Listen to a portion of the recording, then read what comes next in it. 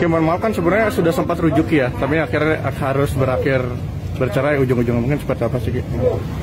Ya kalau menurut itu sih itu kan hal yang baik juga kemarin rujuk ya. Tapi kalau memang kita tidak bisa untuk menjalani dan tidak ada kemaslahatan lagi dalam rumah tangga, kalau dipaksa juga kan tidak enak ya gitu. Jadi ya kita sepakat berdua lah untuk gimana baiknya.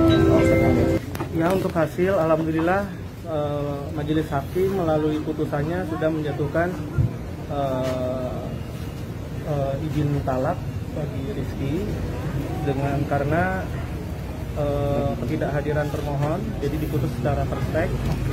Kemudian dari pengadilan sendiri sudah memenuhi hak-hak dari termohon, yaitu mut'ah, nafkah idah dan juga nafkah anak sudah ditetapkan.